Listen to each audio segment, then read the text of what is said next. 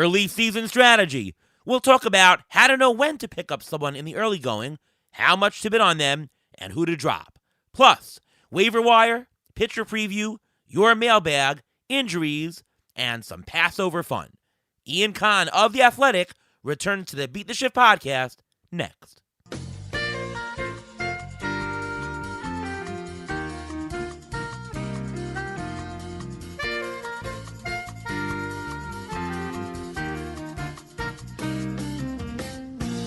Welcome to another episode of the Beat the Shift podcast. I am your host, Ariel Cohen, and with me as always is Ruvain Guy. How are you, Ruvain? I'm doing great. How are you doing today?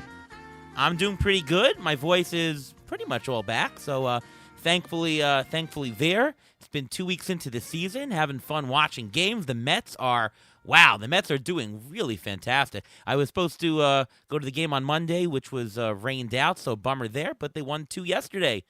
How you doing, Ruvain? I'm doing well, and the Mets will hopefully continue to do well, and I hope, for reasons that I like the Mets, that Acuna doesn't come back sooner, but I still think they're still going to be battling the Braves and the Yankees. Right now, I think the Nationals are in second place in the NL East, which is kind of outrageous. Yeah, well, Mets have a terrific start. They've done this before, so we just hope it continues. And listen, there's a lot of baseball to go. Anything can happen. Well, we've got a fantastic show today. We want to welcome on our show for the fourth time here, Ian Kahn. Welcome to the show. How are you, buddy? Hello, gentlemen. So glad to be with you tonight, and looking forward to doing the show with you. Oh, same here. And by the way, wanted to wish you, when this airs, it will be the day. It is your 50th birthday. Happy birthday. That's an amazing milestone. Thank you very much. I'm pretty excited to be 50 coming tomorrow. I got to think a little bit, now that I think about it, a little nervous, but kind of good, I mean, life is positive, and I'm luckily married to an amazing person and wonderful woman and have healthy children. Career that makes me happy, so I got a lot to be grateful for. And speaking of which, my wife's birthday is tomorrow also. Look at that, Ruvain. It's like we're married. Well, it's not. Not really. It's no. not. I know. No. It's a little. That was a little far for you, but yeah. I will say this: that at the end on the show that I do on Wednesdays, which was this afternoon, I did it with Nando DeFino and Derek Van Riper, called Under the Radar, part of the Athletic Fantasy Baseball podcast. At the end of the show, Nando was like, all right, we're time to wrap up. And I was like, whoa, we got 5 minutes. What do you mean? We still got time. We got some more things on the I want to talk about Paul Blackburn. And he's like, no, DVR, here we go. And then all of a sudden, I got this, like, it was so sweet. This run of my friends wishing me a happy birthday. It was weird and fun and made me smile so much. Ending with Ariel Cohen, who took up more time than everyone combined, because he started out doing a Nando DeFino impression, which was good, a Michael Beller impression. He then went to himself, Ariel Cohen, wishing me a happy birthday, and then wished me happy birthday as General George Washington. So, it all was in there, Ariel. You didn't leave anything out. So it was so sweet. James Anderson sent his love to, it was so many people, Dr. Thomas Scott, and other people, and Robert Mershak, my partner. And then Clint Frazier. Nando said that he actually got Clint Frazier to do it. I don't know if he's telling me the truth, but so anyway, it was very sweet. And thank you, Ariel Cohen, and for doing it. I appreciate it. It was fun. Oh, my pleasure. Glad you enjoyed it. And I did. Really. It was a big smile. And of course, everyone should already know about the Under the Radar podcast on the Athletic Fantasy Baseball podcast stream. Please do listen to that show. It's an Do you like it, Ariel? show. You like it? You like it? You enjoy it? Do you miss an Excellent episode, or show. do you like to catch it? Do you catch it? I hear every single episode. You guys are a fantastic group. It's a lot of fun. Good information about some more little-known people sometimes, which is why it's called Under the Radar. So really great information and great fun. So everyone should listen. Thank you. Appreciate that. Yeah, give it a listen. We're out there. Our most recent episode is today. We talked a lot about Mookie Betts, Jameson Taillon, and as always, Jorge Mateo. Yeah, so we might be mentioning some of those guys later today. But we're going to talk about, for our strategy section, we're going to talk about early season strategy. And I want to set the stage here for our discussion. And, the question is always, some players get really hot really quickly, maybe guys maybe guys you haven't heard of. And the question is, should you take a stab at those players? Well, If you had unlimited roster space and unlimited fantasy capital, of course you would take a stab at everybody, but you can't. You only have room for so many players on your roster. You also have a certain amount of fab or transactions for the year, so you have to really see who it is. Plus, you don't want to drop players who could be good later, so there's always questions. There's questions about how legit is that hot start from a player. The question is, maybe should you not give up on a player drafted? The question is, hey, maybe even trading. Should we even consider the fact that is just an aberration? How much does a hot start have to do with what we've originally projected? Remember, we just drafted 2-3 weeks ago. Are we going to give up our numbers and give up what we thought about players after just 2-3 weeks? So these are some of the questions I do want to take a shot at today. And let's set it up and talk first about hot starts. So, Ian, how do you know when you see players with these early hot starts? How do you know what players interest you? Which players you want to be interested in and why? Well, what I'm realizing is that I have a tendency actually now, which I guess I'm going to say now because people will have to remember for like 11 months and 2 weeks before the next draft. But on my NL only team that is going right now, I got some really good, so far, early, some really good young, cheap talent, right? So I got Jerks and Profar for $3 and Gavin Lux for $7. Now, again, this is an only league, so it's a different, if you're listening to Beat the Shift, you know about only leagues. And Profar and Lux, they have something in common, which is they were top prospects. And that's really what I find myself drafting and then picking up or believing in, right? So you look at Profar, and we talked about Profar on Under the Radar last week. Apparently, and I haven't listened to your show from last week. I typically listen to Be the Shift, enjoy it thoroughly. And apparently you guys were also talking about Profar last week. But I look for a guy who has the pedigree, who now seems to be putting it together, right? Also, early in the season, I do a lot of pickups of pitchers. So I'm in this league called the Devil's Rejects, where you can pick up players straight away. And in that league, I have picked up already. You get 4 pickups a week, though some people seem to be taking advantage of that, but we won't talk about that. And my partner Wilson Karaman and I, have picked up in the first week Paul Blackburn, Hansel Robles, Bruce Zimmerman, who I think should be discussed, and Jake Diekman. So we were picking up anybody who was showing signs.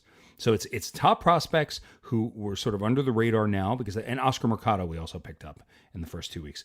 Guys who are showing signs who we think could bring real value. I mean, I think that's what I'm looking for. And especially at the beginning of the season, pitchers who are looking really good. Guys like Blackburn and guys like Zimmerman.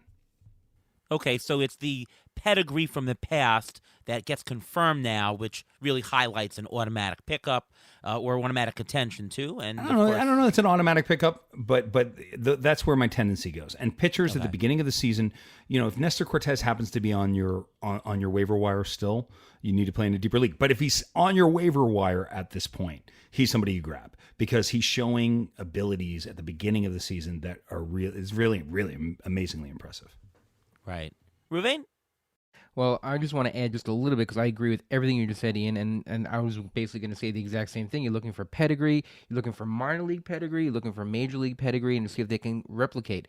You also have to look for what they've done in the minors before. Like if you look at Stephen Kwan, he was a huge pickup in the first couple weeks, and he's still tearing it up. But he's getting base hits. He's not showing much power. He's going to score a lot of runs and everything like that.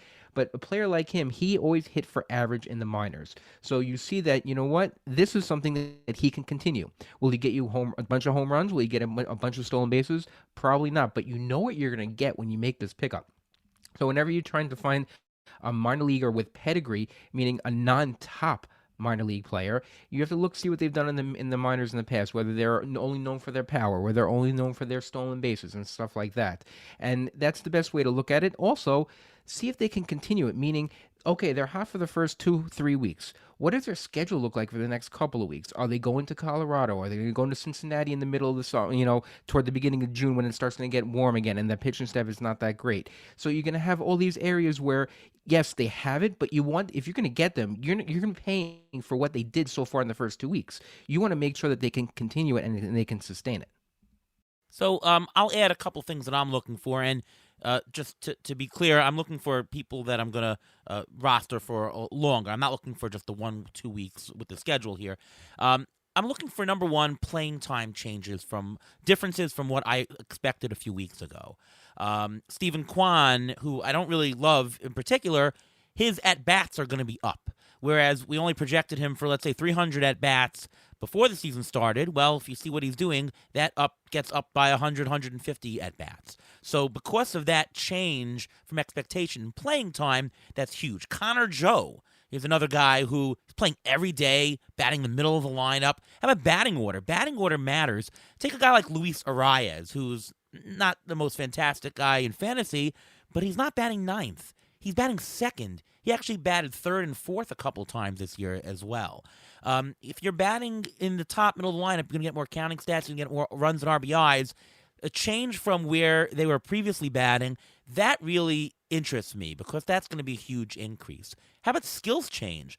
If you see hitters and they have a much different strikeout or walk rate from the past, those are two quantities that stabilize very, very early on.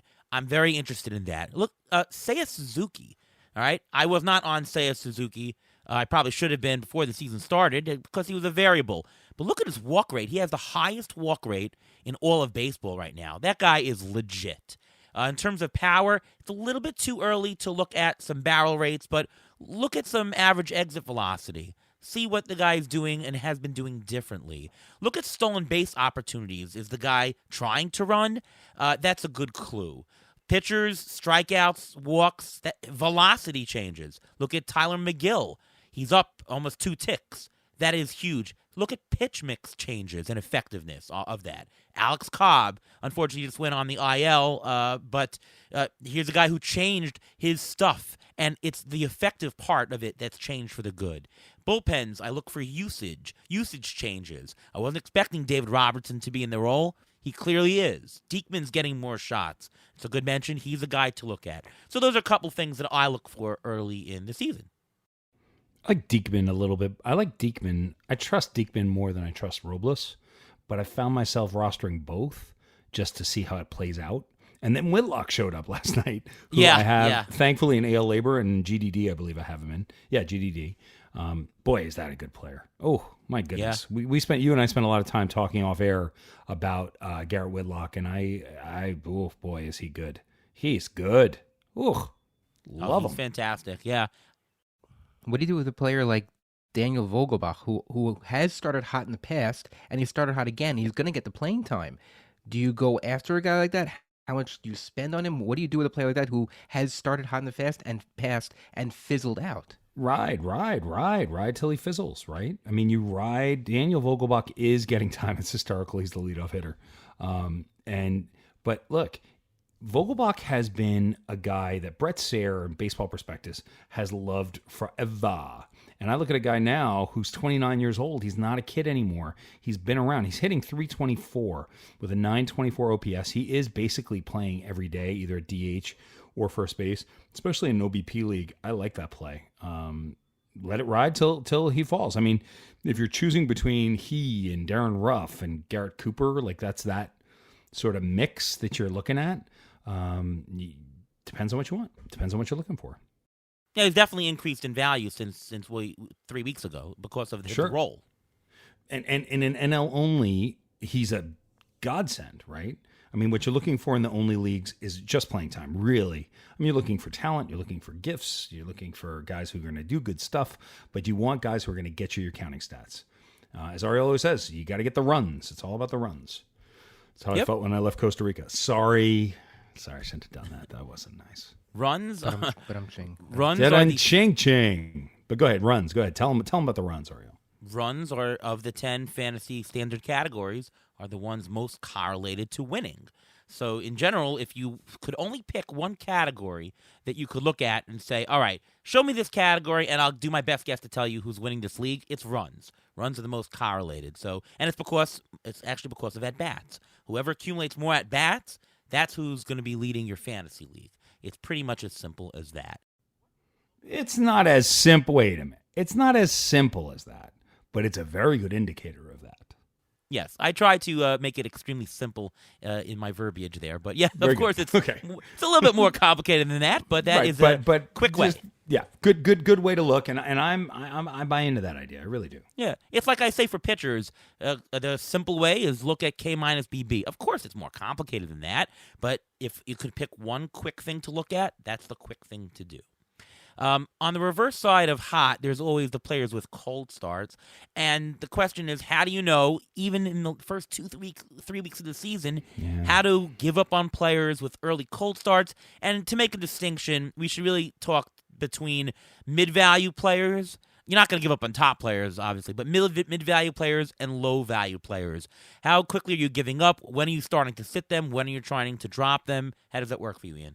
It depends. Give me a player, and I'll tell you, because it's different at every level. I mean, just at the very top, like Joey Votto. Are you starting to sit him if you're in a shallow 10-team league? I have shallow 10-team league. If you've got a better alternative, you can. I'm not following Votto as closely this year because I traded him right before the season. How's he doing? Struggling, I'm gathering. Struggling, yeah. Yeah. Yeah, but he's the kind of guy you don't want to drop. Like this week, Robert Mershak and I were talking about Charlie Blackmon because we wanted to figure out a way. I forget what it was. I think we wanted to maybe get Mateo into the lineup in one of our dynasty leagues, but the only way to do it was to drop Blackmon, and it really came down to this. Like, because you can't sit him. We had to open up a spot. Do you drop Charlie Blackmon because he's really had a slow start? Or do you keep Mateo down in the minor leagues because he's under 350 at-bats? Let's keep Charlie Blackmon for another week. What about Joey Gallo?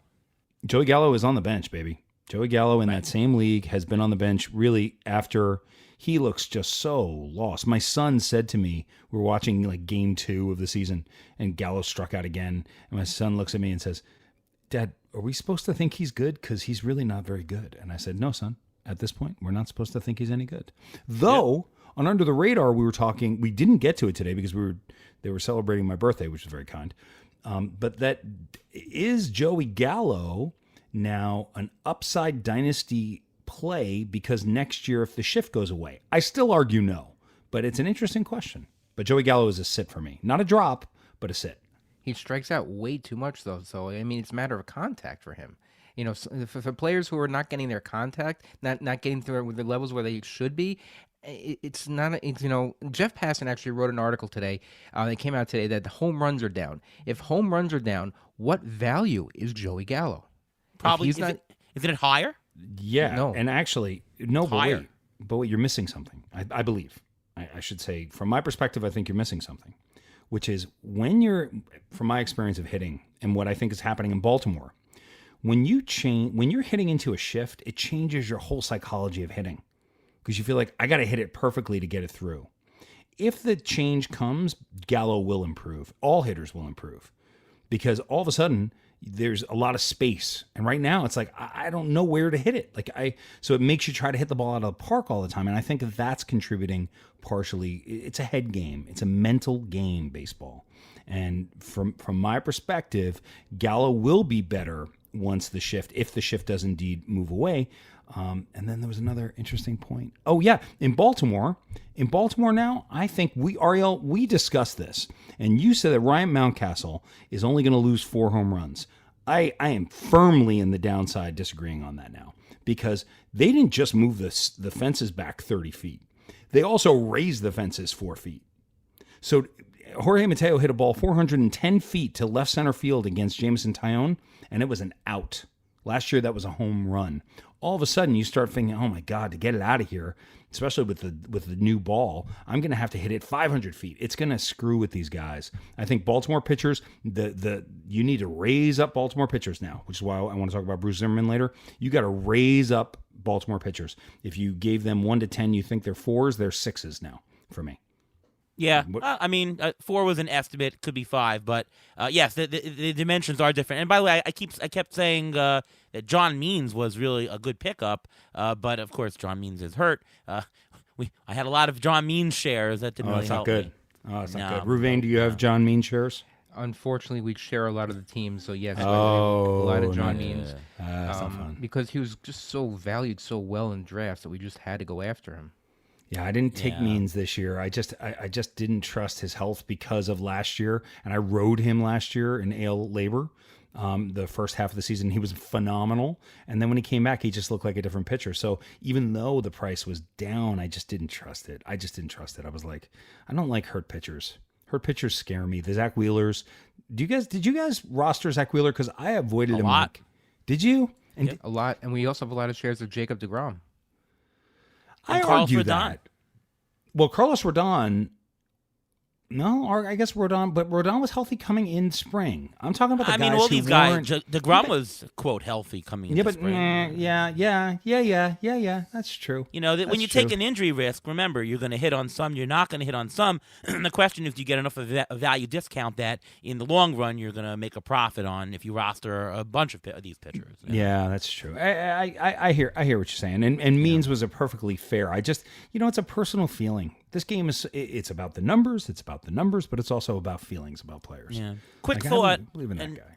Quick thought and the quick, what's the word for it? The quick memo for what to do if you're thinking about dropping a player is if you're going to drop a player and he's going to be immediately grabbed by somebody else, you might want to think twice about dropping him. If you're going to drop a player that no one's really going to pick up, it's probably okay. Like take Michael Conforto. Even if you're in a deep league, even if you're in an NL-only league, I don't know. I think if you drop Michael Conforto, is anybody going to grab him this week? I don't think so. I would. You would? I think I would. I would take the loss of the week. Like in Tout Wars, you have to, if you pick somebody up, you got to play him for a week. But the upside of because then you can put him on your bench after that. You can't here's IL him because No, you he's can't not IL him. hurt. But in If only you're in leagues, NFBC league and you've only got 7 bench spots all that's different. purpose, That's different. That's different. It That's depends on your different. bench, obviously, but there's reasons for dropping him. So, but the question is, again, it's the question to ask. If you think that somebody else in your league is going to pick him up, you probably should not drop him. If you think that somebody is going to not pick him up, nobody's interested, it's probably okay to drop. That's the general feeling that I have. After a draft, you have to think to yourself, you know what? The last 3 picks that I made, those $1 picks or those waiver or those snake draft picks at the very end, those guys are going to get dropped anyway. So you should have no problem dropping those guys. It's the guys that are in the middle tier that you're hoping for something, but you're not sure about. But if you're on the fence about dropping, let's say you have a 7-player bench and you have O'Neal Cruz on your bench and you're waiting for him to be called up. When will he be called up? Is he a guy you should drop at this point? Blake Trinan, he's not the closer right now. Is he droppable at this point? Yes, Those are 2 questions that you just Cruz have is to, not droppable. Do not drop O'Neal Well, Cruz. Super 2 will come up, I think, soon. Yeah, I he'll think come. You should he'll at least wait he'll- the month. He'll come up. The one thing I would add about this is baseball and fantasy baseball can be a very emotional game. Yeah, try not to act with emotion. I'm sick of this guy. Cut. Don't do that. Like when you feel yourself like cutting someone without the extra moment of thought, stop yourself. Breathe. Count to 10. Then breathe again. Then count to 12. Then breathe again. Then count to 60. And then once you're done there, if you still think you want to cut him, you can cut him. But otherwise, like, don't make emotional choices. It's not necessary. Like, take your time. Take your time. Be at ease as much as That's you can. always true for anything in life. Yes, Um, indeed. So talk about fab because you have the first 2 weeks of the season. The question always comes up that people ask me is how much fab should I spend? Ian, what do you do in the first 2 weeks and in general with fab? Like, take Hansel Robles. Like, what kind of bid does it warrant for a closer? How about a Stephen Kwan, a hot starter? What kind of does that warrant? What should you be bidding on guys who are playing at Colorado? Like the Cubs were just in Colorado. Maybe you pick up a Cub to pick. What's your take on what to do in the very first week? Remember, when you make a pickup in the first week of the season, it could be a player that you have for the whole year, which is a lot more weeks and more playing time than if you pick up somebody with 4 weeks to go. That guy only gets at most 4 weeks. So theoretically, you should be paying more. But of course, you do want to save your money for the right spot. So how do you work it? It's very league dependent. So in AL labor, we had a really weird setup, right? Which you know about this, Ariel, but other people don't. Which all of the players that weren't signed yet were not available in the auction. And then if they signed in the American League, we were going to do a fab run right before the season with like 9 great players. So great players like Anthony Rizzo was there, Jesse Winker was there. There was just Freeman. Great, no, Freeman was in the NL. Oh, okay, yeah. And I'm an NL tout, and they did it very differently. That if there was anybody who was a free agent, you could get him, which I rather liked. Story was there. So there were like 9. Eugenio Suarez was there. There were about 8 or 9 players, and I decided that I would rather, instead of like Larry Schechter spent $87 on Trevor Story. Now, if this were a league where it's $0 bids were fine, that'd be okay. But this is a league where you have to have $1 to pick somebody up. You can't just pick up people for $0. And I decided that I'd rather treat it like an auction. Let everybody spend all their fab at the top of the season. And then, if they did, and then slowly I would hold back. So I ended up picking up Jed Lowry for $6 as compared to Trevor Story for $87. And Jed Lowry has produced more than Trevor Story because he's giving me the at-bats. Now, he's on the COVID-19 list right now, not so good. I also spent $4 on Yu Chang, which was not such a good pickup. But it left me with $90 at the end of the first week, as opposed to many other people who had anywhere from $13 with Larry to a lot of people had like $30. You know, people were spending, Todd Zola spent $66 on Sonny Gray, which at the time was a really smart, good play to do. You get yourself a really great starter. Eugenio Suarez. I put in a bid for Suarez because I like the shortstop third base eligibility, right? Especially in only league. But I only went up to like $35. And Colton the Wolfman got him for $42. So that's fair. And I thought that was a really good price to get for a guy who's going to get you every day at bats. So it really does depend. Then there are other leagues where I spent out of the gate, where I went and got CJ Abrams in GDD for $5 because I was like, you know what? At some point, either I'm going to need these steals because he's up and he was unexpectedly up. Either I'm going to need these steals, or more importantly, I can trade these steals to someone who in 3 weeks is looking for somebody who's going to bring speed to the table, and they don't mind that he's only playing 4 to 5 days a week instead of 6. So it really is league dependent, but I try to, it's also boring, but zig when there's zagging. If everyone else is going to spend, I'd rather get the deals later, just like I would in an auction. Ravane, what do you think? It's completely league dependent with this. If you look at, I'm in 2 major NFBC leagues. I'm in the TGFBI and I'm also in one NFBC league. In the NFBC league, 2 teams have already spent a third, almost one is a third, one is almost a third of their entire fab budget already. That's incomprehensible. There's nobody on the waiver wire at this point in the season who is worth that much money. Even if it was a couple of players, it's just doesn't make any sense. If you go to look at the TGFBI league, they're a little more calmer and people are more hesitant to spend their money. First 2 weeks of the season, I don't think I had a bid more than $35 or $40 for a player. I didn't get anybody the first week, but I got some people the second week. I picked up Jurickson Profar for a cheap amount. So it's completely league dependent. It's also dependent on how many teams are in the league. If it's a 10-team league, I'll probably spend more because the player's probably at a better level, so you'll probably get more out of them for the long run. And you can't spend so much money, I think, on closers right now because it's still April. It's not even May yet. Most closers lose their job beginning of May, middle of May. So you're going to get a whole bunch of new closers on the market, let's say in like 3-4 weeks. So why would I spend so much money on the quote-unquote Julian Merriweather of this year? That was the idea with AL Labor, is I'm going to have the money so that when those closers pop up in May, instead of having to spend $24 out of 100, I'll get them for 5 or 6. And then I can trade one of my other closers to get something that I need. You know what I mean? So again, if it's a smaller league, 10-team league, there's a 12-team league I'm in, I was spending a little bit more voraciously at the top because there were players who were available. In NL Tout, I picked up Daniel Bard right before the season for $44 out of 1,000. That's been pretty darn good. And so, it really, like you said, league dependent. Sorry, I jumped in there. Ariel, you're up. Yeah, I think it's more situation dependent, depending upon your injuries on your team and how badly your team looks after the first 2 weeks.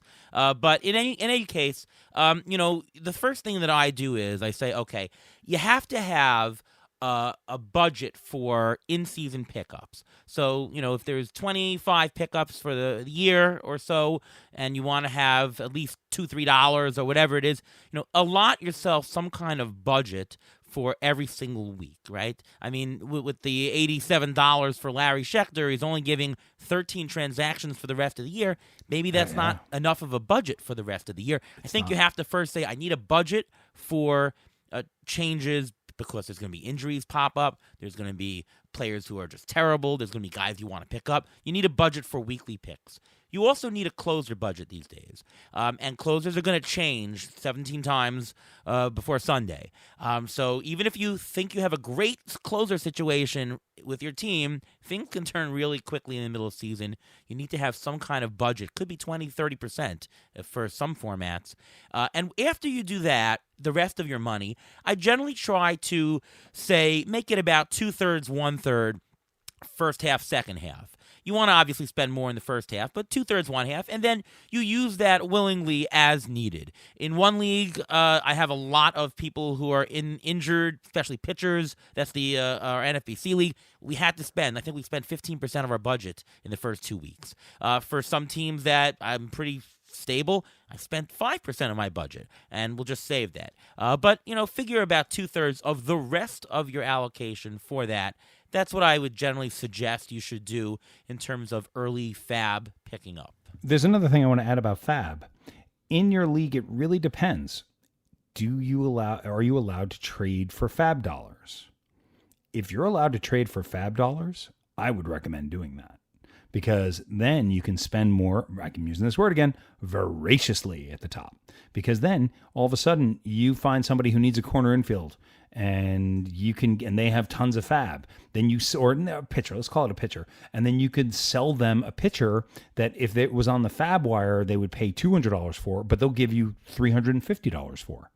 And then you can use that $350 to go back. So in Tout Wars, similar thing happened. Somebody spent $981 on Sean Manaea. I'm going to go to him in about a week, and I'm going to offer him $75 of fab for a player so that he has more flexibility over the course of the season. So always I'm always looking for how to make a trade. How do you make both teams better? And speaking about trading, it's time for this week's Injury Guru Trivia of the Week. So we're going to get into the topic now about trading. So I want to get both of your opinions if you would trade these players. I'm not going to say the player's name. You're going to try to guess who the players are. They're both in the top 50 ADP, and one is a hitter, one is a pitcher. I'm going to do the pitcher first because I think it's a little more obvious. This pitcher has pitched 11.1 innings with a K per 9 of 9.5, a walk per 9 of 5.5. His home run rate is 23% already in the short season, and a BABIP of 222. Who's that player, and would you trade him? Wait, say it again for me, please.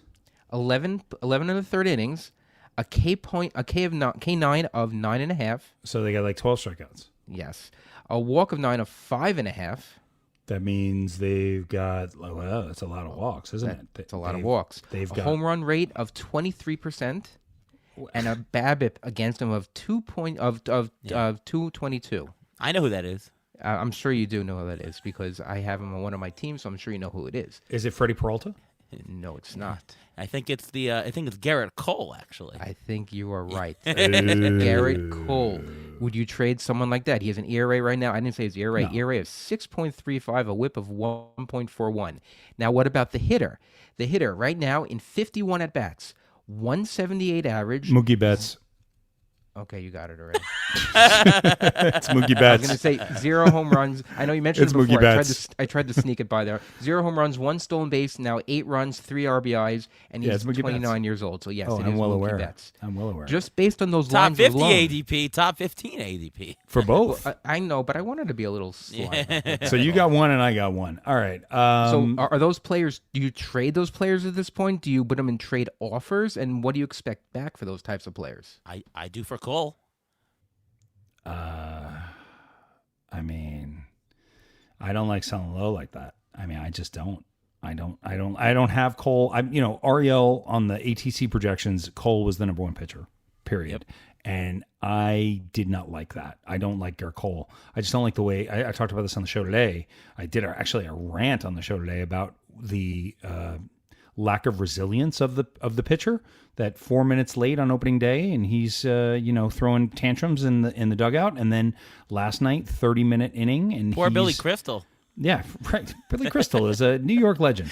And Garrett Cole, it just strikes me as someone who is looking for an excuse as to why things aren't going to go well. I'm not going to go into it again. So that's why I actually ended up getting him in AL Labor because the price was so significantly lower than what I had, and then traded him as soon as the auction was over. Literally traded Garrett Cole and Luke Voigt for Vladimir Guerrero Jr. and Jordan Montgomery with Jason Collette because I had too much pitching, he had too much hitting, balanced us out, all good, very positive. I don't want to trade either of these guys unless you give me somebody for bets, like make me an offer for bets. We did this on our show today, and there was a player that I was considering for bets. First, I was offered Pete Alonso. I passed.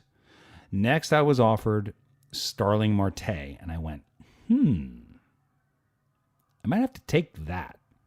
So I want value. If I'm not going to get first round value for Mookie Betts, but give me second round value for Mookie Betts, I would consider it. Cole, I just don't think you can trade right now. The question is always, what cent on the dollar return would you take to move a guy? Yes. I mean, Mookie Betts, to me, I would have to get 95 cents on the dollar. Cole, I actually would take a 20% haircut. I would take 80 cents on the dollar. Because, yeah, I mean, he's the kind of guy that if I rostered, and I do not have any shares of Garrett Cole, if I had him, I would say I would want a 2-for-1 trade. I would want him plus a hitter to trade for a top hitter and a lesser pitcher. Like go down from a number 1 pitcher to a number 2 pitcher, but I'll give him a number 2 hitter to a number 1 hitter. That's the kind of trade I'd be looking for. Similar to what I did before the season Yes. with Vlad. Yes, that's correct. That's exactly what you'd want to do. And, the guy was just going to think, all right, maybe it's just an imbalance of my categories, but I would want to do that. The same thing with, we said last week in the show, Shohei Ohtani, the pitcher. I would definitely want to look to move Shohei Ohtani, the pitcher. I think he's just so risky right now to roster. Remember, his injury risk is compounded because he also hits and he pitches. He's more exposed to injury than anybody else. Nobody's really thinking about that or factoring that into their numbers. The pitcher value of him is lower. I would look to move that in a 2-for-1 type trade also. Yeah, but you can't. I mean, how many leagues is he a separate player? Yahoo?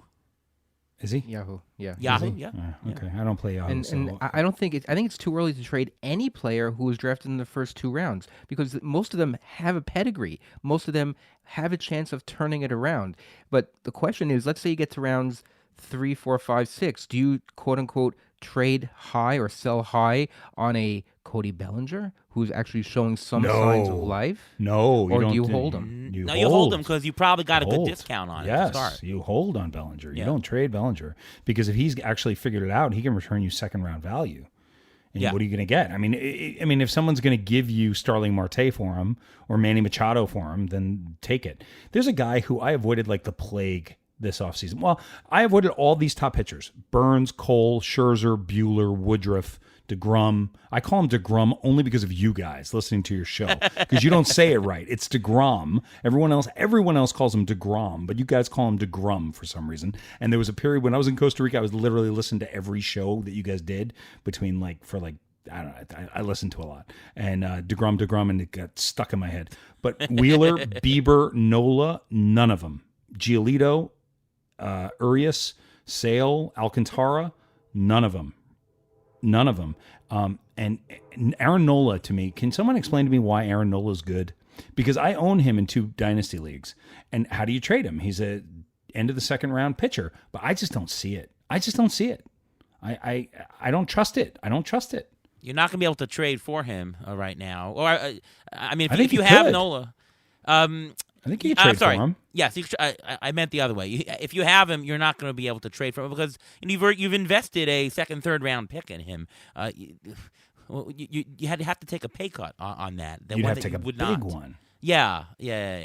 Where are you If going to you replace have the him, you have strikeouts? him. Though? And Where do you replace the strikeouts from, though? That's why you have him on your roster because he's going to strike out a bunch of guys. He's like the Robbie Ray of old that used to get a lot of strikeouts, but you weren't sure whether or not his ERA whip was going to be But healthy you got enough him in for the your 12th roster. round, Robbie Ray of old. You got him in the 20th round. You didn't pay a second round pick. Like, I'm baffled. That's why the first pitchers I was taking were in the Montas area, the Mania area, the Darvish area. all right, but Nola's going to stabilize. He currently has a 36% homer to fly ball rate that is way over twice his career average. I mean, his walk rate is stable. His strikeout rate is pretty consistent with what his career is. His left on base percentage is pretty consistent. Like there's nothing that says that he should be stabilizing. His Sierra is an ERA estimator 280. So if luck neutral, he should be pitching with a 280 ERA. He's just getting unlucky. And his whip is 1.16, so you are getting the strikeouts. You are getting the whip right now. Anyways, You're just running into bad luck. To me, it's a buying opportunity on Nola, for sure. Okay. You know? So let it be written, so let it be done. I just don't, I ain't writing it down and I ain't buying them. But I just don't understand. Like with Shane Bieber too, and he had a great start today. I just don't trust it. I don't trust these pitchers. I'd rather invest in the bats. But still, I think for all these players, you should still just ask around your league, kick the tires, as they say, and see what people are willing to offer for these guys, because you never know what crazy offer you may get. Yeah, there's no reason not to trade. And, there's always going to be an imbalance that you might have, and as early as now. Or there could be a value imbalance, especially if you're in Fred Zinke says this, if you've done a snake draft, you had to take a player at a certain spot, but you might value a guy higher, and a guy might value a guy lower or higher. There could be value opportunities to trade right now. There's absolutely no reason to wait. Fred Zinke, that guy's good. Yes, he is. Oh, he's good. I enjoy him very much. He's excellent. All right, let's do a little bit of waiver wire here. It's where we talk about a few potential waiver wire pickups for this week. We mentioned Jerks and Profar last week. He just hit his 4th homer today. Got 11 RBIs, 83% contact rate. So obviously that turned out well. Who are a couple people in that you're interested in picking up this week? I'm looking at 12-team leagues. Because I could give answers for 12 teams, I can give answers for 15 teams, and for only leagues. But I'm going to start with 12-team leagues. The guys who are available in one catcher 12-team leagues that are really good. Amazon, end call. Call from home. Alexa, end call. Sorry about that, guys. Sean Murphy is available in this 12-team league that I'm in, one catcher league. He's hitting the ball. And another guy in a 15-team league that could possibly be available is Jonah Heim.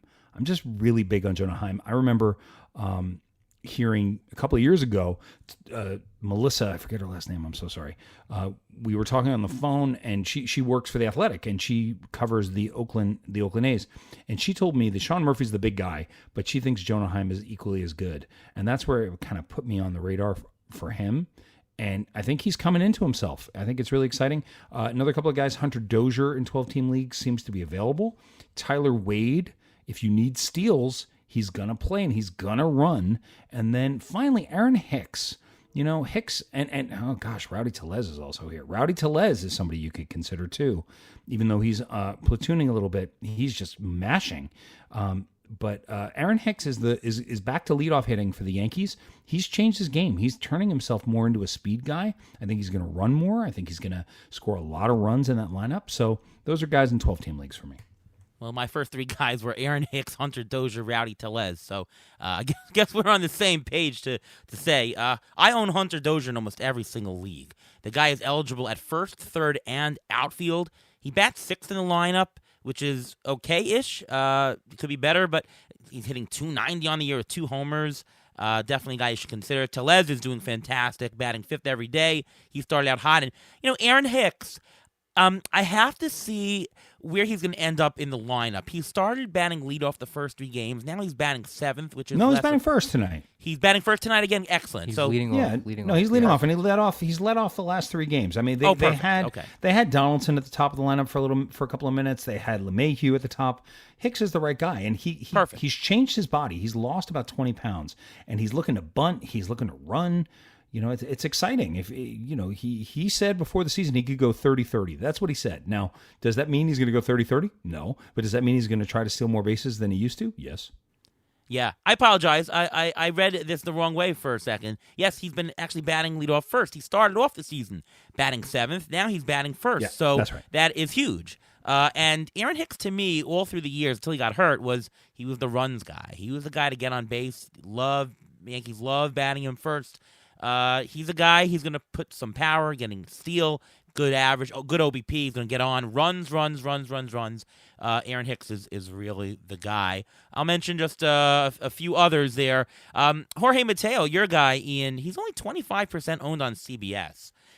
If you need stolen bases, definitely a guy who's not going to kill you in batting average. Stolen bases is the thing for him. So can I give an upside? Can I give an upside for Jorge Mateo to get people excited? Ready? It could happen even in that ballpark. 245 average, 12 home runs, 37 stolen bases with shortstop eligibility and outfield eligibility. If he's sitting around on your waiver wire, pick him up, put him on your bench. Don't let him be on your wire. Now, just when I say to pick up a guy, like I'm going to talk about Bruce Zimmerman in a minute if we get to it, I'm not saying put him in your lineup right now. I'm saying pick him up, put him on your bench, and wait. See what he does. And if he's as good as this dummy in New York Ian Kahn thinks he is, then you put him in your lineup. But that's how I feel. And if Mateo is sitting there, there's somebody, if you gave me a choice right now, if I only had a few spots on my bench and I could either take Jorge Mateo or Mike Yastrzemski, I'm taking Jorge Mateo. He's playing, if not every day, like 5 days a week. He starts with outfield eligibility. He now has the shortstop middle infield eligibility. I think you buy. I think it's a buy. And sometimes pickups are just to put on your bench to wait and see. You don't have to play somebody right away, right? It's, sometimes by necessity you do, but you don't have to.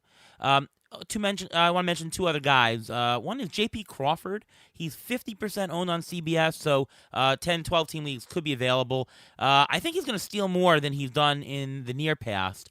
He's not striking out at all. He's 1 strikeout on the year, which is a 2% K rate. It's pretty much the top of the league. 343 batting average. I'm hoping for 10-10 from him with a good batting average, which is definitely usable even in deeper leagues. And the last guy, I mentioned him last week, who I like better than this Ian Kahn that everybody is so thrilled with, Luis Arias. Luis Arias, who's only 30-something% owned on CBS, ATC projected him for one of the top 4 batting averages in the league. He's batting .323 to start the year, which is no surprise. 158 WRC plus. He's got a homer in there.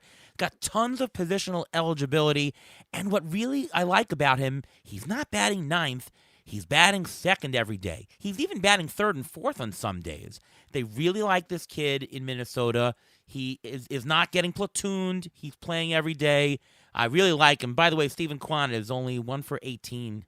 1 for 8 in his last. 1 for 18 in his last couple of games. So those who picked up Kwan obviously did not get the good part of him. But Luis Arias, to me, is a good bet, who is short-term and long-term fantastic to have in a short 12-team league? 12-team league? Arias, I'd say a little bit deeper than 12. I'd say if you need batting average, you can throw him. If you need the batting average, yes. If you have a short bench in a 12-team league, yes, because he plays the positions. Otherwise, he's more geared towards a 15-team league. Yeah, I agree with that. Just not 12-team. I go for the upside in the 12-team. I would try for the upside in the 12-team league. Yes, this is not an upside play. This is a sure counting play. But again, it's all correlated to at-bats and runs. And so if Arias has a high batting average and he's batting 2nd, this is a guy who's going to help you in the most important category. But you would think in a 12-team league, everybody's playing every day pretty much, right? Wouldn't you think? Except for outfielders, if you have 5 outfielders, because you're still going to get some platoon splits in the end. Or if you have one of the Giants, like I wanted to mention Jock Peterson, who's only owned in 23% of CBS leagues.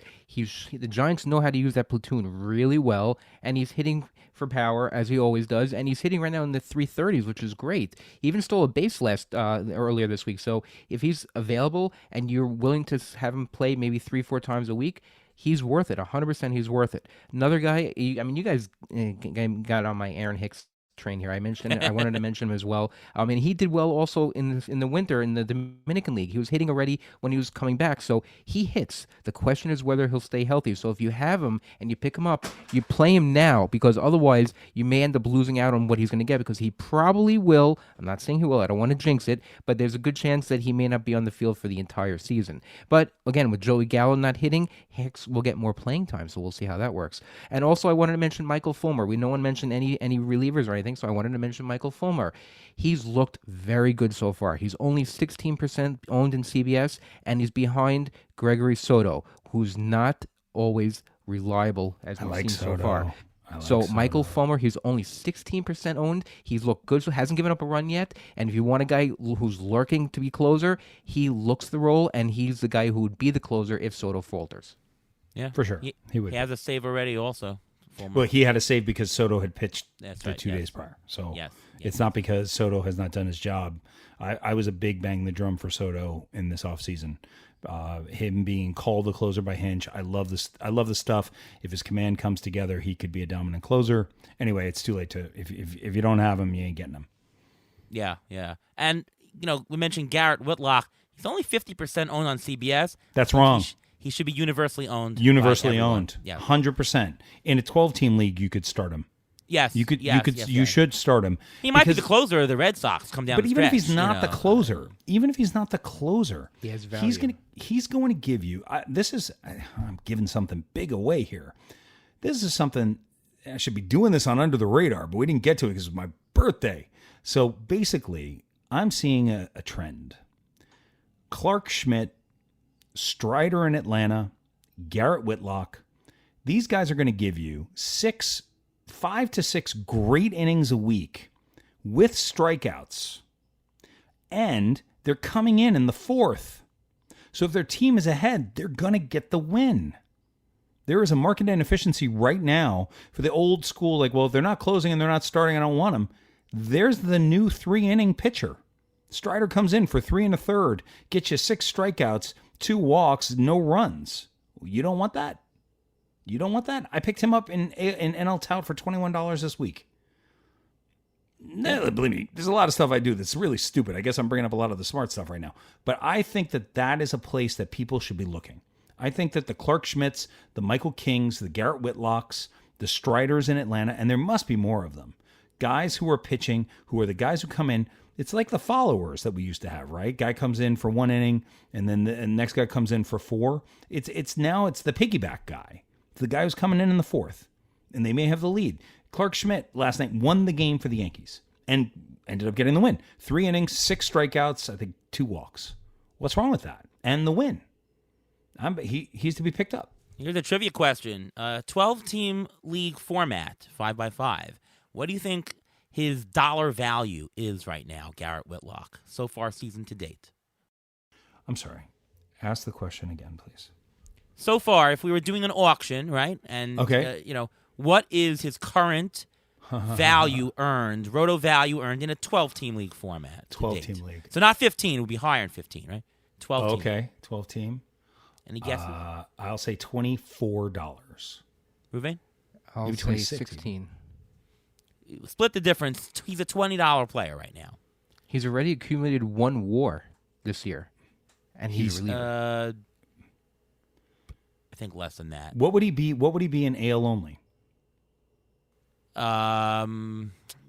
Probably about 27, something like that. Wow, awesome. Yeah, I'm just estimating right now. Cool. 0.2 WAR. He's got so far. He's been ridiculously impressive in every spot. And I think for people who drafted him, there's a sense of, 27 exactly. I guess 27. That's the are price. you an actuary? Are you an actuary? Is this what you do for a living, Ariel Cohen? Wow. But if you people who drafted Whitlock, I experienced it myself. I grabbed him, like I said, 2 important leagues to me, and it was like, oh well, he's not going to be the closer. He's not going to be a starter. Oh well, all right. Well, I'm not going to get rid of him. Just play him, put him in the lineup. He'll give you 5 great innings a week. By the way, here's a trivia question. What team drafted Garrett Whitlock? New York Yankees. You're correct. Yeah, and he's trivia, pitching for the Red Sox. And you have a .62 whip, and that goes over some 60 innings. You know what that does to your ratios of your squad? It's incredible. Yes. Garrett Whitlock should be universally owned. What in is Steven Kensington. Strider? What has Steven Strider done so far this season? Can't believe I didn't talk about this on my show. Spencer It's Strider? literally under the radar. Spencer Strider. Let's go with that Agreed. guy. Steven Strider's not nearly as impressive. He cooks pizza in New Haven, but Spencer Strider, the guy who's the pitcher, that's the guy. I mean. Very similar. Very similar. One whip. One whip so far. 9 innings. 9 innings. And how many he's been strikeouts does he have in those 9 innings? 11. So similar ratios to Whitlock.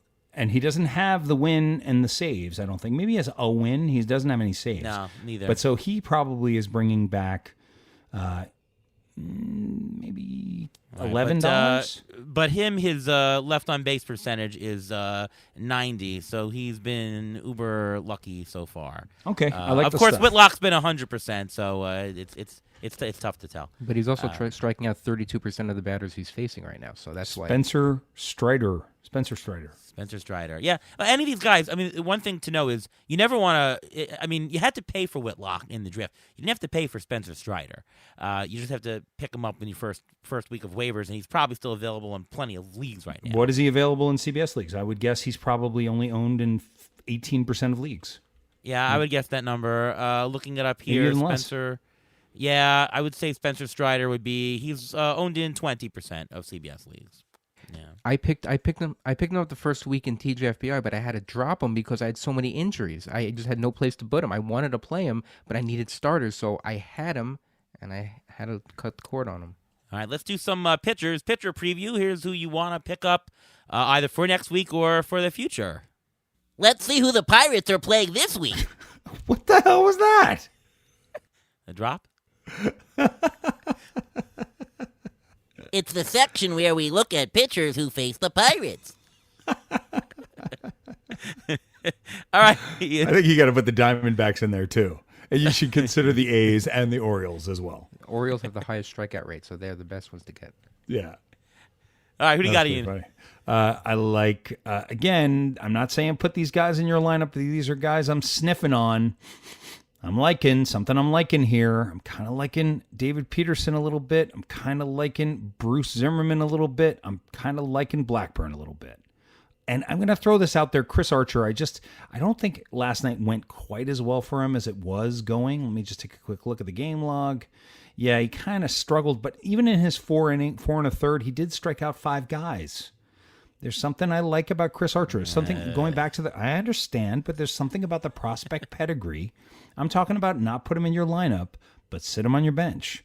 Because don't forget, just 3 years, maybe 3.5 years ago, the worst trade in our lifetime happened. Oh, the Meadows. Yeah. Where Meadows, Baz, and Glasnow were traded for this guy.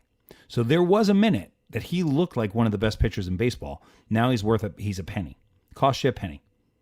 So just on the bench, Bruce Zimmerman, I just love the park. He looks like he looked so good against the Yankees that I'm curious to see. Blackburn, James Anderson, who is one of the smartest minds in fantasy baseball, picked him up in AL Labor this past week for $23. That is commitment and belief in a player.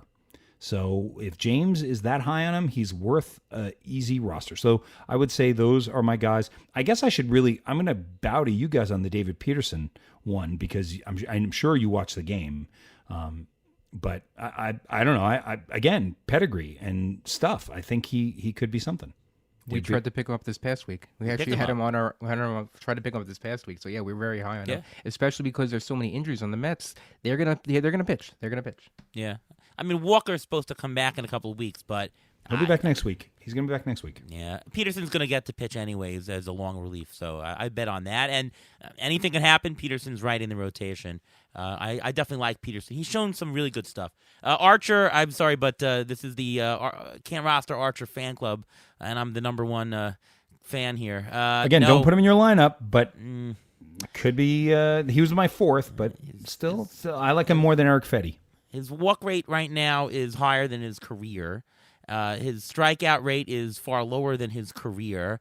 His BABIP is ridiculously low. Again, I think with Chris Archer, and I don't know, I'm just going to disagree on this, Ian. You're going to get the strikeouts. Like, he's always shown that he's going to strike out 9 or 10K per 9, which is helpful. But that ERA is always going to be high, and that WHIP's always going to be high. So I just don't love it. The other guy you mentioned, though, I like Paul Blackburn. I agree with you. Pick him up. See if he continues this thing, because he has shown improvements. And if that sticks, you're talking about a new pitcher, you're talking about somebody there. So I am interested in Paul Blackburn. I got outbeaten. He went a lot in Fab this week. Is outbeaten a word? Outbeaten is not a word. I just made Okay. I just checking. Beat out. That's what it's saying. Beat out. I was about to make a joke. If Nando Defino was on the show, he'd be making a joke right now. Go ahead. Yeah. Anybody else? Ruvain, anybody else to throw in? Yeah, first of all, Michael Pineda. He's actually starting this week. He's being called up from the minors because of injury. Matt Manning and Casey Myers are both injured, so Michael Pineda, who's only owned in 15% of CBS leagues, he's viable. And I would say, who would you rather have, Pineda, or would you rather have Chris Archer? Archer for me. I can't with Pineda. I can't. I mean, again, like when I say I don't like somebody, it doesn't mean that you shouldn't take him. It just means, like, I was off Cody Bellinger this offseason. I was not taking him, right? And it doesn't mean that he's definitely going to suck. He could thrive. He's just going to thrive on a different team, not mine. So it doesn't mean that, like, you know what I'm saying? So Pineda may come through, but basis. On a matchup basis, you can still use him. Yeah. He's still viable. Yeah, So he's okay. If I'm screaming for Chris Archer, you have every right to scream for Michael Pineda. Pineda is totally to me, is a streaming option only. Well, all these guys, aren't they pretty much streaming options? I think Peterson is more somebody you can pick up in a 15-team league that you could ride. Now, wait, did you say anything about Bruce Zimmerman, guys? I may have missed it. No, I didn't. Not yet. Haven't We're really saving looked that at for him you. yet. Yeah. You haven't? But what about Josh Fleming? He actually pitched well a couple of years ago. He's also a piggyback guy, and he's a Tampa pitcher. So he don't get scared off by his ERA. He does strike out people. He's going to get a lot of pitching there. He doesn't always start the game, but he comes in sometimes to mop up. Let's say in the third inning, or mop up whatever. He does. It is Similar to Strider. Let me just say, Ruvain, I spent not hours. That's an overstatement. But I was looking at Zimmerman, Blackburn, and Fleming. And when I started the Fab for AL Labor, they were all available. And I had more money than everybody else. So I was like, I only need to spend $4 as opposed to $11 to get this guy, because everyone else has to only bid $2 or $3, which is why I saved my money, so that I'll be able to pick up guys who, over the course of the whole season, Tristan Cockcroft and I both made the same call. So I'll be fighting Tristan for players all season. I dug deep into it and watched them, because that's what I do. I go and look at highlights of the pitchers. And Fleming he started out as my number one option, and by the time I had watched all three of them, he was clearly my number 3 option.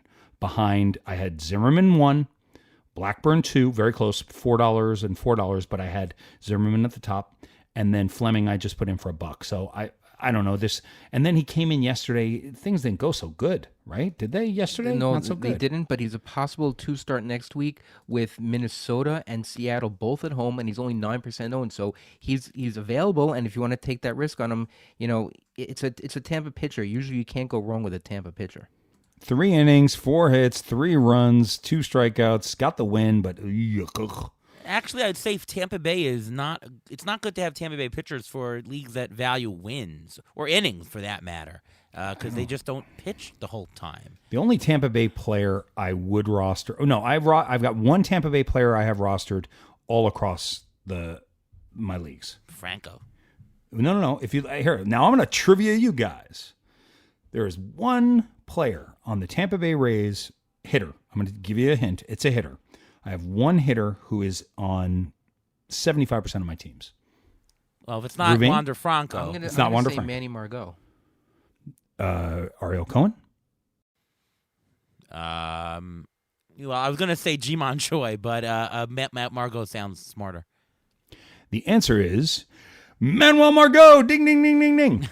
Because you were getting him in the late 19th, 20th, 21st round. Pedigree.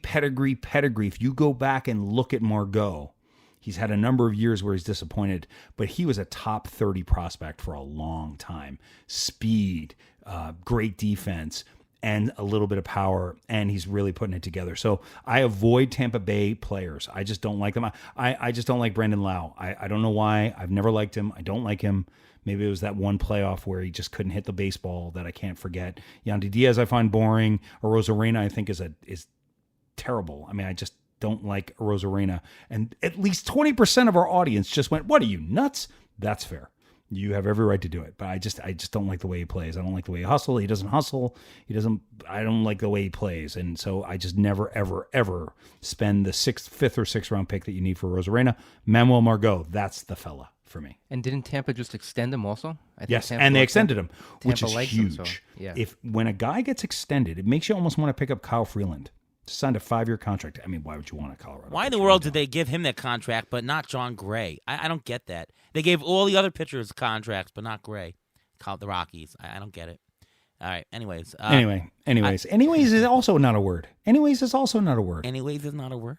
Is Ravane? No, anyway is a word, but anyways is just anyway. Anyways is a character in West Side Story. Well, y'all is not a word either. Y'all is a word. It is a Y'all's word. a word. That is a word. In the South, it's a word. It's actually in the dictionary. All right, Actually in the so dictionary. We put anyways into this.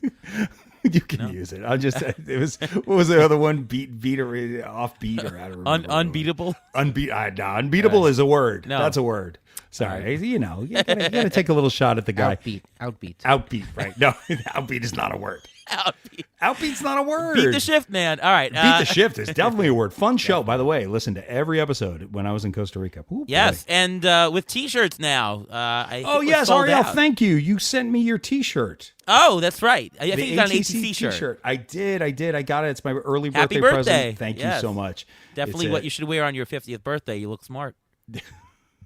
See, and that's why people have to make fun of you, Ariel, because you say things. All right, like that. That's why they have to do it. Okay. I want to throw two pictures out, though, for this week. Miles Michaelis. Miles Michaelis is, wasn't great last year or two, but he's a guy who's not going to get you the strikeouts, but he's pitching today, 4 innings, 2 hits, no runs. His ERA on the year, he has 4 strikeouts so far today.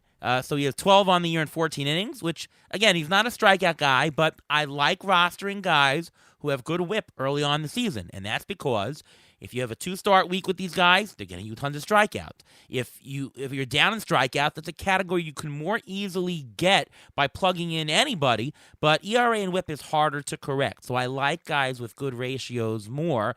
He has 2-start next week against the Mets in Arizona. That's not bad. So I think that he's an interesting. I think he gets blown up. by the Mets. No, I hope he gets blown up by the Mets. But Arizona has like eight starters batting under 200 right now. Yeah, so no, how do you not Arizona's- start against Arizona? yeah, that's fair. That's fair. Yeah. I mean, I don't like picking pitchers to stream early this year, but Yeesh, Michaelis no. might be. I'm just throwing it out there. You know, if you're if you're in a 15-team league and he's available, he's a pickup and play.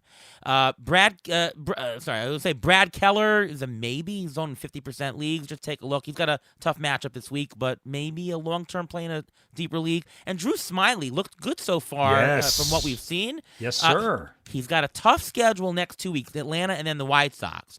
But if he can get through it, you don't have to play him. Just own him. I was just going to say, pick him up now when he's free, or he might even be free a week later after he bombs in Atlanta. But pick him up. He looks interesting for Ks and some good ratios. Just take a look. Deep Drew Smiley. Drew Smiley. Can I say something? I will never get out of my head. The game he pitched, I think it was against the Dominican Republic in the World Baseball Classic, which injured him. He looked like the best pitcher in baseball that night. He really did. He was throwing 95, 96 from the left side, dominating everybody. He ended up with Tommy John after the game, literally after the game. But I always have that memory in my head for Drew Smiley. He's also a former prospect. So I always keep my eye on guys who, the people who know more about the game than I do, said when they were young, there's something here. Those are the guys that I gravitate towards. I really like those guys. Do a couple of mailbag questions here. Wait, before we do mailbag, we got to talk about Bruce Zimmerman. Take a yes, look at the Bruce sure. Zimmerman numbers, please. Because I watched him.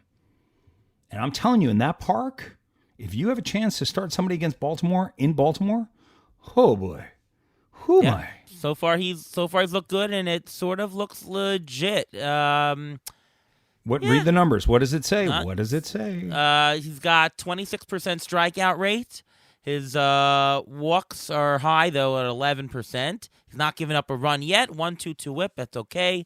Strikeouts, he got 10 in 9 innings. So And for a against the Baltimore Yankees and Milwaukee. Yeah, Two well, teams Milwaukee's that are not pretty that good good. offensive. Milwaukee's pretty good. Milwaukee's pretty good. Yeah. They're pretty good. Well, they're supposed to win the division. They have to be good. They right? won both of those games. The Orioles won both of those games. And he looked in command on the mound. Yeah, he did. Please do me a favor.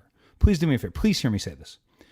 Pick up Bruce Zimmerman. Do not put Bruce Zimmerman in the lineup and say, well, Ian Kahn said put Bruce Zimmerman in the lineup. I'm not saying that. I'm saying pick up Bruce Zimmerman and put him on your bench. Because Milwaukee if he is keeps not doing a what good he's team, doing, by the way. Milwaukee's batting average is 4th worst in all of baseball. because Bruce- of Bruce Zimmerman. And I don't want to bring it down, but Bruce Zimmerman's career ERA is 4.72 with a whip of 1.45. Yes. So yes. he's 27. He may have figured something out. He may be this year's Dylan Bundy. We don't Well, know. Blackburn. Well, Well, who do you let's take? see. Well, I made that choice over the weekend.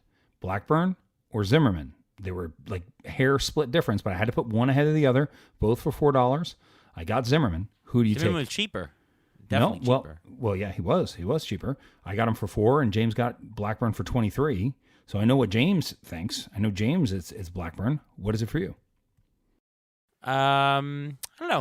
I still don't like Baltimore pitchers. I still have to go with Blackburn because Oakland knows stuff about pitchers. I just have to. I like Paul Blackburn to begin with. I liked him a couple of years ago. I picked him up in a couple of teams Okay. 2 years ago, so I like him. Yeah. I like them both. I like them both. I'd say Blackburn right now, but I don't really love either of them. They're both on my benches in deep leagues. Well, Blackburn, no, Zimmerman, nice Jewish boy. Zimmerman is in my lineup. I'm guessing his name is Bruce Zimmerman. For God's sakes, I mean, you'd think he's Cousin Brucey. cousin Bruce. There you go. You never know. Is Paul That's right. Goldschmidt Jewish? That's a Jewish name. And he stole another base today. By the way, happy Passover. Today is still Passover. It's true. Have you had a nice time? Have you? Well, of course, you've kept kosher for Passover. I have also kept kosher for Passover. Looking forward, and you know what sucks? When your birthday is April 21st, which mine is, once every 5 years, Passover is this late. This is one of those years. So there will be no cake for Khan this year. Ugh. Well, we actually had a blind man come over to our Seder on the first night of Passover, and we gave him a piece of matzah, and he felt it, and he said, "Who wrote this garbage?" Ching. The badum-ching is not helpful because that was actually funny. That was actually a funny one. I was like, are you going to say something so offensive? Not if you've Ariel. heard it a million times, though. If you heard it Oh, a have million you? I'm times- sorry. I've never. That's a new one for me. It's a good joke. All right. It's a pretty good joke. Mailbag. Ville asks, which players so far, Ian, have you found have a winning attitude so far? Or maybe somebody who's just in a slump, but you've got a good feeling about. It's a feeling question for Ian. Garrett Whitlock is one. I'm gonna go to my GDD team. I like the way Chris Taylor plays the game. I like the way he plays the game. Nestor Cortez is the answer to this question. Nestor Cortez is so good at being Nestor Cortez. You give Nestor Cortez if Garrett Cole had Nestor Cortez's energy and mindset, Garrett Cole would throw no hitters on a regular basis. Cole's too uptight. Nestor Cortez is the man. He's just chilling. He's in between innings. He's talking to his, he's not like, don't talk to Nestor. Another guy who I'm not so in love with is Tyone. I don't love his energy on the mound. Nestor Cortez, that's my guy for the day. Anybody to add, Ruvain? What about C.J. Cron? He has 6 home runs already in Colorado out there, and he's going to play every day. Is it possible that he actually wins the home run crown in the National League? Yeah. Stays healthy. Possible. He's If he a stays threat. healthy. I mean, if you want to trade for someone, I know his value is kind of high now, but he's a guy you may want to trade for. I mean, he's someone that he's playing in Colorado. Right now, the weather in Colorado is not that great. So when it gets a little thinner there, I mean, that's something You're gonna have to look pay a for. price to have a guy who has 6 home runs now. Yeah, you really are. You're gonna have to pay for that right now. Yeah. I'm gonna tell you one thing. NL Tout Wars right now, as we're speaking. I started the day. Actually, it's not hurting bad, but Marcus Stroman is not helping right now. He is not helping. We were not high on Marcus Stroman this year, so And as a Mets fan, we don't like him. yeah, we didn't like him. Being a Mets You didn't fan, like him last year. Fantasy, Still- we didn't like him. But NL Tout looking good. It's gonna be fun. It's gonna be a fun season. how's Cardi doing in that? Cardi's in 4th with 74 points. Presently, I'm in 1st with 91.5 points. That will change dramatically because it is April 20th. So it means 0-0. And That's true. in AL Labor, our friend Eno Saris is in 1st with 87.5 points. I am in 2nd with 82 points. And Sean Childs at NFBC is in 3rd. And Todd Zola is in 4th. You know what the day that standings actually matter are? October 3rd. Well, I mean, statistically. Statistically, June 15th? July 1st? So it's usually June 5th, but this year it's a week later, so it'll be June 12th, which if you're in 1st in June 12th, then it's looking decent. This means nothing right now other than a smile to my heart for a minute. Yes. Or unless you're a Met fan, because if you're in first and June 15th, you don't know what's going to happen. That's true.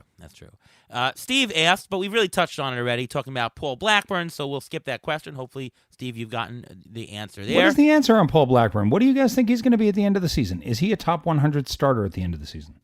I think it's going to hit a wall where he's going to have one crap outing and give it all back. That's my feeling about these guys. Okay, Yeah, Ravine? I think he's going to wear down. I think he doesn't have enough innings built up in him that he around the All-Star break he may start hitting a wall. Yeah. Okay. All right. Kyle asks, there seems to be an influx of young catching talent entering the bigs in the next 2-3 years. Ian, do you think that this will result in more offensive production from the position, making it more fantasy relevant? Absolutely, yes. But here's what I'll say. It's been fantasy relevant to me the entire time. I think people who take bad catchers at the end and they wait and they don't get, I think is foolish. I think catching is a huge difference. Now, I'm not saying you need to spend a 3rd round pick on Sal Perez, but I would spend the 17th round pick on Travis d'Arnaud and Omar Narvaez instead of waiting till the tail end. I think there are so many good catchers coming. Francisco Alvarez is coming.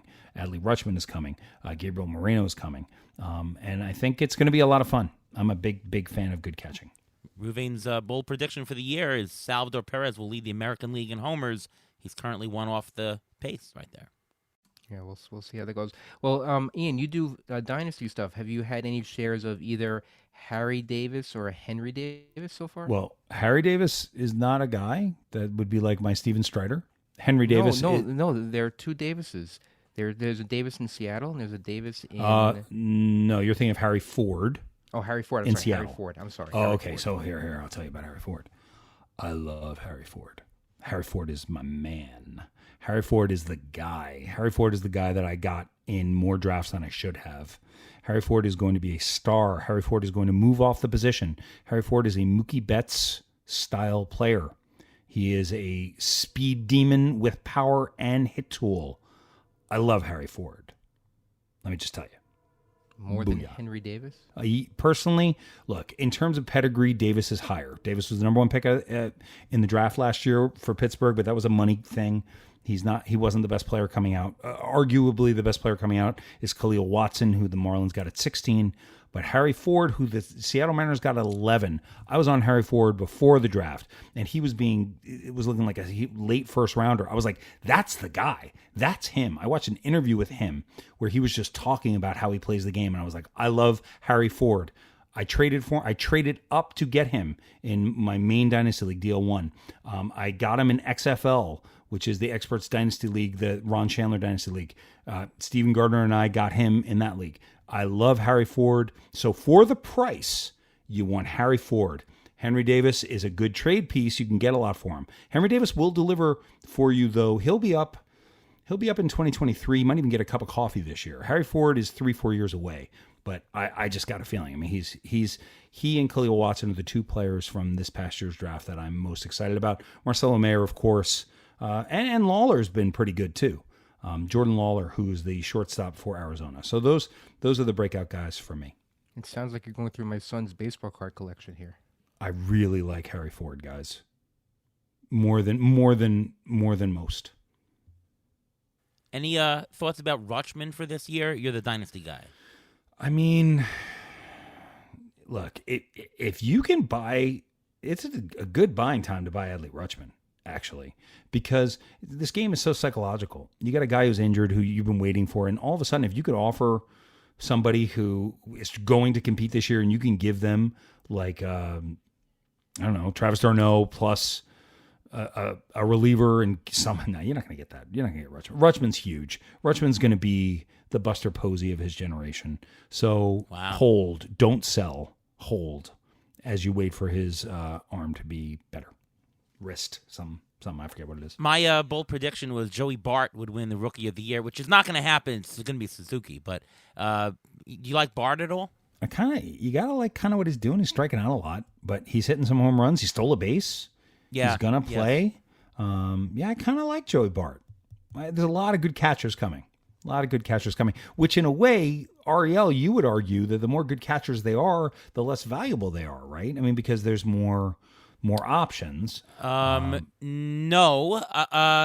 It would have to be such to the point where the replacement level of catchers goes up for it to be. I think it's about to go up.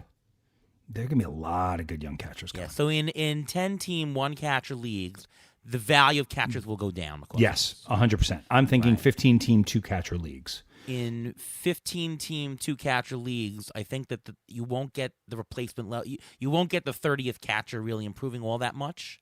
For that, these catchers itself will be really valuable. I'm telling you, I think people are missing the boat when they're like, oh, I'll just get two catchers at the end. It doesn't matter. It matters. No. It matters. Matters a lot. It matters a lot. And buy in the middle. Like that would be my thing. Is like you don't have to buy Real Muto or Sal Perez, but get the 10th catcher and the 13th catcher. Get guys who are going to play every day or play, 5 days, four or 5 games a week. Anyway, that's it. I'm done. Yeah. All right. Well, we're down up to the injury report. Ruvain, take us away with this week's injuries. Well, let's start with a catcher then. Let's start with Tyler Stevenson. He was taken out of yesterday's game after a collision with Luke Voigt, who was looking like a runaway freight train at that, and looks like I'm not going to say anything, but look at the video and see if he hit him on purpose. He didn't hit him on purpose. It was careless and stupid. He wasn't trying to hurt the hands. guy. I don't know. He was trying to knock the ball out of his hands. Tyson didn't bite Holyfield's ear on purpose either, by the way. Yeah, I don't. Really? You guys are all the way to that on Voigt? No. Well, there's a difference between someone's head and the catcher's mitt. It's like Alex Rodriguez saying that he was trying to. It was exactly like that. Actually, that's what made me think of was A-Rod trying to slap the ball out of that guy's hands. Well, he's going through the concussion protocol right now, so he's going to be out for a little bit of time. Ariel, you mentioned Alex Cobb earlier. He's placed on the IL with a right adductor strain. He left game one of the doubleheader. That means with his groin. Yeah, that's a groin. That's medical terms for a groin. The Giants are just being cautious with him. Plus, they have a bunch of games coming up, and they wanted a roster spot. There's no word on his replacement yet, and no word on how long he's going to be out for. Another oft-injured guy is Mike Moustakas, who's placed on the IL with a right bicep strain. We don't know how bad it is, but he's able to return April 28th. If you want his replacement, if you really, really want his replacement, it's Colin Moran. Hyunjin Ryu has a forearm injury. He has left forearm inflammation, but Toronto is saying that he's only going to miss 2 or 3 starts, hopefully back either the first or second week of May. I don't believe it. You don't believe it? No. You think he'll be out longer? I think he's going to be out for a while. Okay, well, anyway. What about these two guys? I'm going to talk about the Detroit pitchers now. Matt Manning, shoulder injury. Tigers manager A.J. Hinch said on Tuesday, that's this week, that Manning is not dealing with any structural damage in his right shoulder, but will miss his next start. And Casey Mize is on the IL with medial collateral sprain, which is actually golfer's elbow. He's considered day-to-day, but remains without an official timeline to begin a throwing program, which is why Michael Pineda is being called up. Can I just take a reverse victory lap here? I was so sure that Casey Mize was going to be good this season. And I was so disappointed because I didn't get him in many leagues. And then I saw he had this great spring training start, and I was like, he's got his splitter back. I'm sure of it. I'm telling everybody, you got to pick up Casey Mize. Hey, Ariel, I think I said to you, it was like It cost us $1 in labor, by the way. Yes, it was me. That's my bet. It's my reverse victory lap. I got to take it. I got to take the hit on this because I really thought, and I grabbed him in my ESPN league, which was my last draft of the season before. It was like my second to last draft of the season. I really wanted Casey Mize. God, was I wrong? Ooh. But not only is he hurt now. He can still do it. It's a minor injury, so hopefully it won't be too long. But he just looked bad. He just looks bad. It just makes me feel stupid. Well, what about this guy, Andrew Heaney? He was placed on the IL with shoulder soreness after discomfort after throwing 6 scoreless innings. He's always been injured. He said he tried to test it by playing catch the other day, and it said it didn't go well. And he was a big waiver wire pickup this past week. So 2 guys, though, who are coming back. Actually, 3 guys. Lucas Sims is supposed to be activated later this week. Luis Castillo is scheduled to begin a rehab assignment this weekend. And another Lucas Giolito, is currently he's going to throw a simulated game and should be activated by the end of this weekend, possibly Sunday. That was the one guy I wanted. That was the one pitcher that I thought was at the right price was Lucas Giolito in the drafts. Another reverse victory lap, perhaps. ATC never liked Giolito. Yeah, I did a TV show with his mother. Oh, really? So yeah, years ago. Wow. Jonathan VR, guys, shouldn't people be picking up Jonathan VR if he's sitting out there? He's gonna play. He's hitting 407. Yeah, deep in 15-team leagues, sure. And he hasn't stolen any bases yet, so he does He steal. will. He's the guy who gets stolen bases. So I think 12 team he should even be considered. Depends. 12 team. Any update on Byron Buxton, who I can't believe he's injured? That's not kind. Is that kind? Okay, I'll say it a different way. He's predictably injured. They said he may come back toward the end of this week or the beginning of next week, so that's why they didn't officially IL him or anything. Yeah. So, but it's Byron Buxton, and I actually own him in a couple leagues this year, which I usually don't own him. But I took the plunge this year. I thought maybe this is the year he stays healthy. Maybe this time I'll be lucky. No. He's the type of guy who's just per game. He's fantastic, but can he stay on the field? I don't know. In a smaller league, he's more interesting because the replacement level's higher, but deep leagues, he's just hard to roster. You're taking antacids here to roster him to see when he's going to play. And these are soft tissue injuries always. It's the type that just reoccur. So, you're just riding a win with him, I think, right? Yeah. Yeah, that's with a lot of chronically injured guys in the majors right now. It seems like it's more of a thing this last couple of years of these muscle injuries, and I think it's because of a combination of not having proper spring training, not having a proper full season a couple of years ago. We still haven't had a normal spring training followed by a normal season in a couple of years. So once that happens and everything, quote unquote, normalizes, then we'll probably see hopefully less injuries. Yeah. And Buxton he's striking out more than ever this year. He's 39% strikeout rate. It's too early for that. It's too early. Yeah, maybe too early because he only has 24 at bats, but it's not in the good direction. So I'm just not in on him. All right. Anything else to share before we let you go, Ian? Please listen to Under the Radar. It's the Athletic Fantasy Baseball podcast. I do it with the great Derek Van Riper and the great Nando DeFino. Ariel Cohen, if you like this show, Ariel shows up on that show either as a guest or sometimes he calls in, as you did like 3 weeks ago when you called me while I was on the air and I brought you on the air and everyone thought I was doing my impression, or as the impression that I do of Ariel Cohen with George Washington and Ariel Cohen having conversations. So if you like Beat the Shift, hopefully you'll enjoy our show too. It's fun to do. We enjoy it. I definitely second that. It's a phenomenal show and good. Like I said at the top, good information and great entertainment. You can follow Ian on Twitter at Ian Kahn 4. I know you might have another Twitter account. Yeah, but don't bother with that. That's like that's not the fantasy baseball account is Ian Kahn 4. Yes, different than Rob Silver, who just puts everything on the same account. So Rob Silver, smart guy, smart player. He is a smart guy, and we once clashed with him right before Passover in the fantasy podcast break bracket, which didn't go well for us. The entire country of Canada voted against us. Well, it was probably voting for Rob, not against you, but as you will. Yeah. As you yeah, will. yeah. Obviously. All right, Ruben, just tell us where we can. Wait, see your one more stuff. thing. One more thing. yes, please. Jared, I do have to mention this because every time I come on the show, we do discuss this, and we did not get a chance. It looks like Kellenick is starting to turn it on, guys. Who's that? Jared Kellenick Who is that? for Seattle Mariners. Never heard of him. Edwin Diaz, Robbie Cano, Jared Kellenick. No? Anyway, I just had to mention it. don't Oh, I'm recall. sorry, Ruben. Yeah, we were talking about possibly dropping or benching Kellenick because he wasn't doing well for the first couple weeks, but it seems like he's showing opposite field power. He's showing power everywhere. So, he may be good. I don't know. I'm not sure. Oh, about Eric Fetty, blow up. Ooh.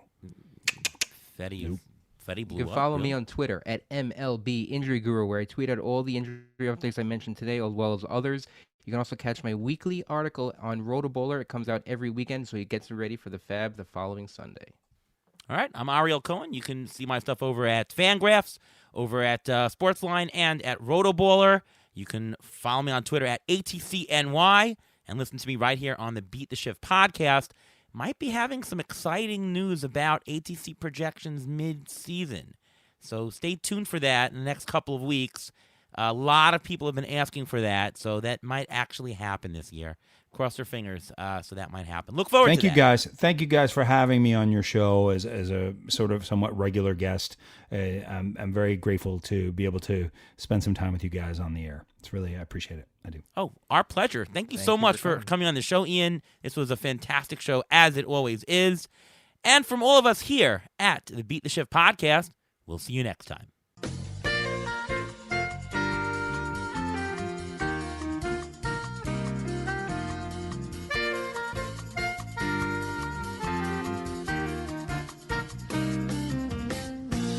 Thanks for listening to the Beat the Shift podcast presented by Fangraphs. Follow us on Twitter at beat_shift_pod.